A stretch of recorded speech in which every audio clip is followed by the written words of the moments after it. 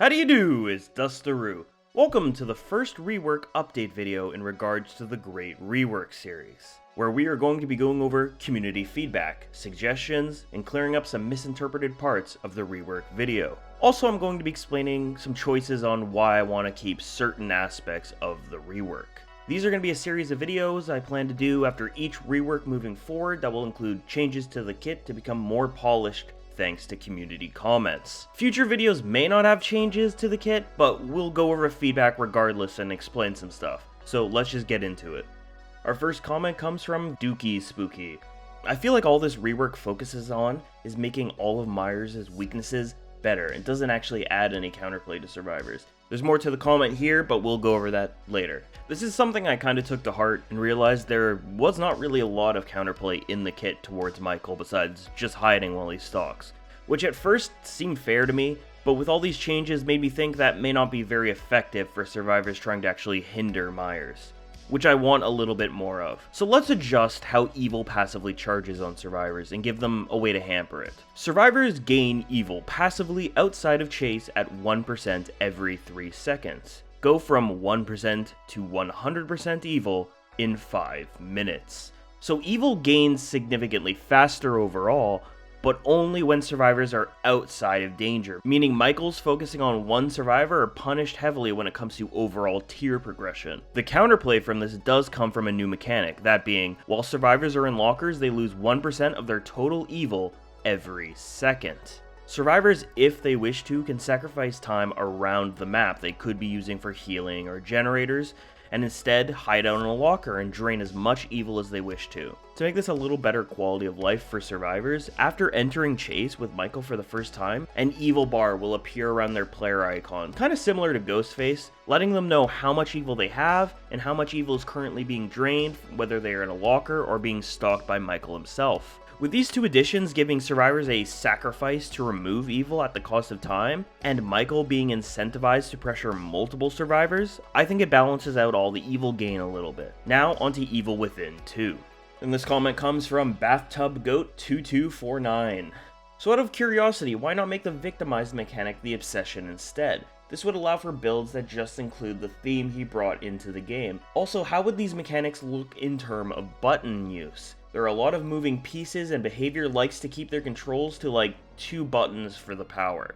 So for the first part, I just want to cover it. I did like the idea of trying to work the obsession into the victimization thing, and I just couldn't quite figure it out without making the power seem weak and or not very useful or focused distinctly on tunneling. So ignore that first part. The real part of this comment I want to focus on is them talking about button mapping and how the power feels overall. They raise a good point about overall clutter that some aspects of this power has, so victimization is getting a change to make it more simple to understand and a little less janky. Before we get over that, we have another comment that also feeds into this. We have Nathan Humphreys 2063.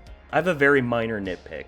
No killer in this game at all has the ability to reveal auras without add-ons or perks, so Michael would probably get Killer Instinct like everybody else does, rather than auras. So this person's right, and something I didn't even think about. No killer reveals auras outside of add-ons or perks, so Killer Instinct instead of auras is a good change to keep it in line with the other killers, and makes the power less problematic overall. So what are these changes I'm proposing? Tier 2 of Evil Within is now 60 seconds. Victimized survivors have their location revealed by Killer Instinct, regardless of range, while Michael stalks in Tier 2. After hitting a survivor in Tier 2, they become victimized. After a survivor is hooked, they lose the victimized status effect. This makes it a little more clear and still keeps the feeling of knowing where the survivors are when you need to know, but with Killer Instinct instead of auras, Michael is likely unable to know which survivors are which, making tunneling out a specific survivor more of a challenge. While this function is only in Tier 2, of Michael having constant eyes on previously injured survivors, this keeps this from becoming too much of an issue in regards to tunneling. I don't think his power would be that problematic, as he is just an M1 killer you can hear coming, giving survivors a chance of not being immediately jumped. Overall, I think it's a better and less frustrating change. Next comment is from Gizmo101. I mean, Myers does always seem to just show up exactly in the worst place for survivors in the movie. even in places/scenarios that shouldn't be possible, like arriving in a building that someone took a car to drive to. So much that it's believed by a large portion of the community that one of his abilities is actually teleportation, so the lore behind giving him a teleport checks out. That said, all global teleports are tethered to something like lockers, TVs, hag traps, generators. Having it be within 16 meters of the survivor would make the game placing the teleport either completely random or janky as fuck. It'd be really difficult for both Myers players to place properly and for the devs to code properly. One of the more raised concerns was about Michael's teleport not feeling right for his character. This is an interesting case for a couple reasons. While I don't personally think Michael teleports a lot of times in the films, he is able to quickly get to places unexpectedly that seem basically like he has the ability to teleport. But it's left ambiguous for the audience and the character. A lot of Michael is not outright shown to be supernatural, besides the later films with the Curse of the Thorn, but I don't like to think of those very much.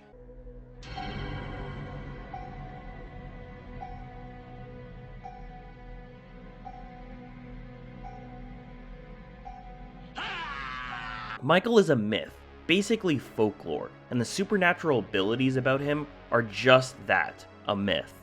So Michael may not be able to actually teleport in the films, but people tend to believe he may, and now he is in the entity's realm.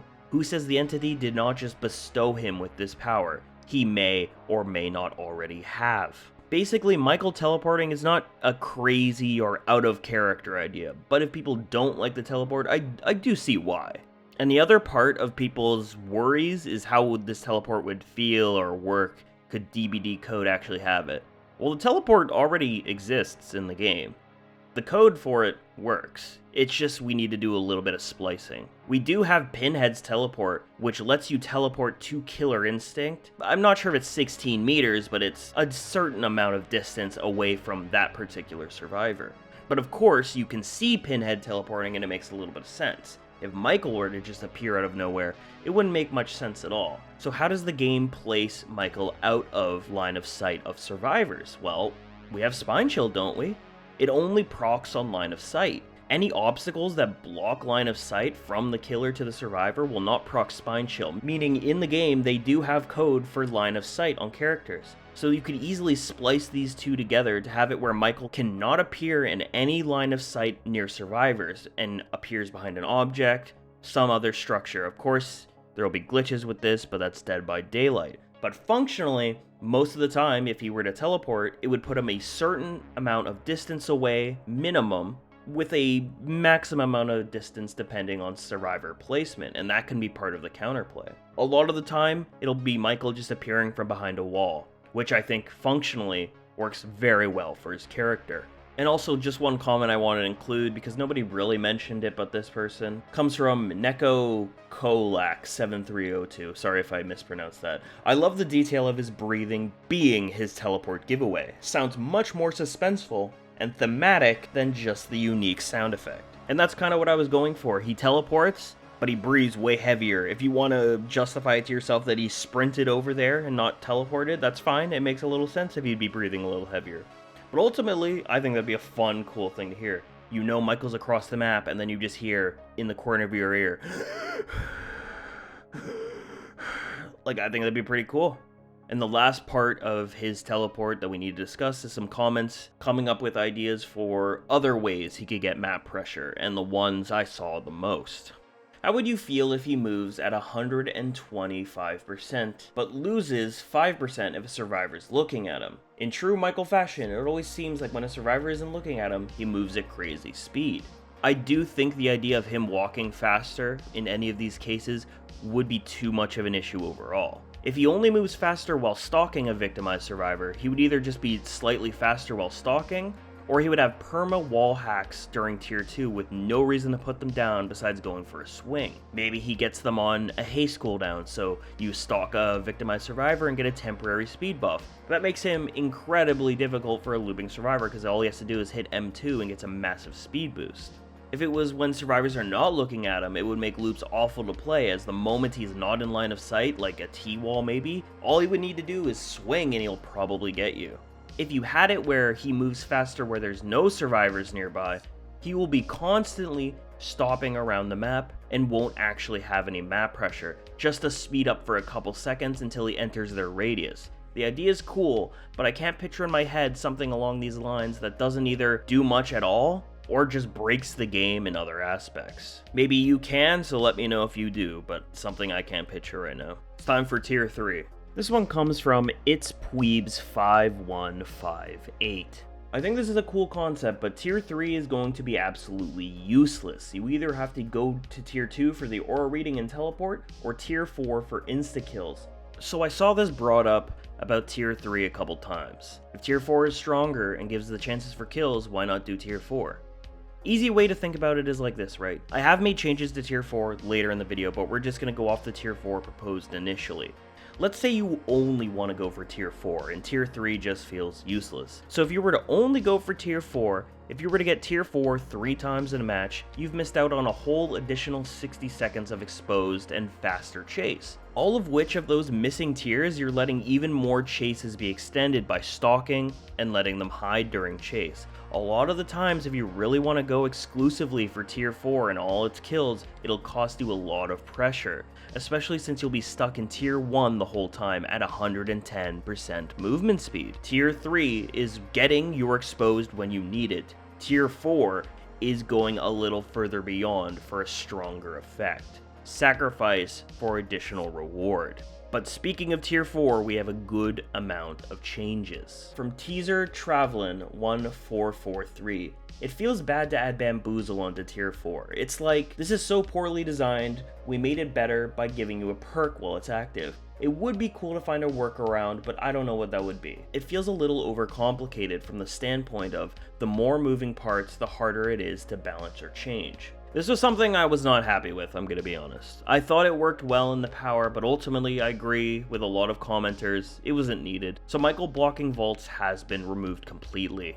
I don't have the comment on me, unfortunately, but this was a suggestion from one commenter I saw. It was, instead of the 40-meter terror radius being kind of just like a warning to survivors, it's actually a hindrance and a massive amount of tension that will constantly have you on edge knowing Michael is on the prowl. I like this idea, so I think setting the terror radius in Tier 4 to 60 meters would inflict that fear. Michael can be heard very far in the map, and you will have no idea if he's actually close, keeping you on constant edge. From Average Ball Fan 3168, survivors can just stay in lockers during Tier 4, so I think you should make it when Michael reaches Tier 4, all survivors inside lockers get pushed out of the lockers, and the entity makes the lockers unusable. This is a fantastic idea. I saw a few comments about the lockers still being an issue, and this was actually just the right idea I was looking for that also inspired the locker hiding mechanic. When Michael activates Evil Within 4, all survivors within lockers are forced out in a rushed action. All lockers are blocked by the entity for the remainder of Tier 4. This comment comes from Staz the Beeve. I like these changes. They effectively give two different playstyles with base kit Myers. I feel like the insta-kill would have to be reworked a little bit if these changes were to come. It either promotes a slugging playstyle, and if you don't slug, they were dead on hook. So Tier 4 slugging came up a few times. Personally, I feel the 2 hits of Disturbed is not much of an issue for me, as sure, they can slug, but if it was Tier 3, they would probably just be putting you on the hook anyway. So they can take the risk to slug you in price of a hook and maybe get a hit on you again, but it would still require 2 downs or 2 hooks to kill you on the 3rd attack. But I do see people not enjoying this that much, and ultimately this is trying to make things more fun for everybody. So I thought of something a little less sluggy and a little bit more input-sided from Survivor side. Michael now needs 4 stacks of Disturbed. 1 hit equals 1 stack. 1 stack is earned per 25 seconds in chase. This passively builds up, so you can have half a stack when Tier 4 ends. Survivors can passively drain Disturbed by hiding in lockers. Survivors lose 1 total stack of Disturbed for every 20 seconds inside a locker. So I turned Michael's killing potential into more of a slowdown-like effect. So kill builds are more than just focused onto slugging and tunneling. If the survivors play badly, really badly, and don't cleanse themselves, then and only then will Michael be able to mori them, but the option is always there. We don't need another Sadako. With these changes, I'm very sure that won't be able to happen. From the limited time window of him being able to inflict Disturbed, to survivors very easily being able to reduce as much of the earned Disturbed as possible as they want, the chance of spiraling out of control is going to be very far off. Finally, we come to the main course, the issue brought up the most. I absolutely hate it when mangled and hemorrhage. Such a waste of Oh, please make the voices stop! Yeah, so without a doubt, the most flack I got was from the underwhelming add-ons. And you know what? I'll be honest. I didn't give the add-ons as much attention as the rest of the kit, and people roasted me over the open fire for it, so lesson learned. Add-ons will get far more love than I originally would have, so I tried a bit more to be creative and make them overall stronger, so making most add-ons worth using in some aspect. I just honestly thought people wouldn't care all that much about the add-ons, but I'm dead wrong. So moving on, let's update a couple of these add-ons. Tacky earrings. Michael's speed while stalking is increased by 50%. Blonde hair. Increase the amount of evil within all tiers by 5 seconds. Requires 5% more stalk to progress evil within. Reflective fragment. Survivors' breathing sounds inside lockers is increased by 100%. Jewelry. Michael's speed while stalking is increased by 100%. Hairbrush. Earn 10 seconds for all tiers, but require 10% more evil to progress to each tier. Jewelry box. Michael's speed while stalking is increased by 100%. Survivors stalked have their auras revealed for 5 seconds after stalk ends. Glass fragment. Survivors become deafened while inside lockers. Mirror shard. Survivors performing rushed actions while being stalked by Michael Myers become exhausted for 30 seconds. Hairbow. Increase the duration of all tiers of Evil Within by 15 seconds. Requires 15% more evil to level up Evil Within. Fragrant tuft of hair. Passive evil recharges twice as fast on all survivors. Increases Michael's stalk rate by 15%. And that's all. So how did these changes feel? Still some issues I can't quite see? Let me know down below. I appreciate you all stopping by. The success of the series has been such an excitement, so thank you all for watching. I'm Dusteroo, and I'll see you all real soon. Bye-bye.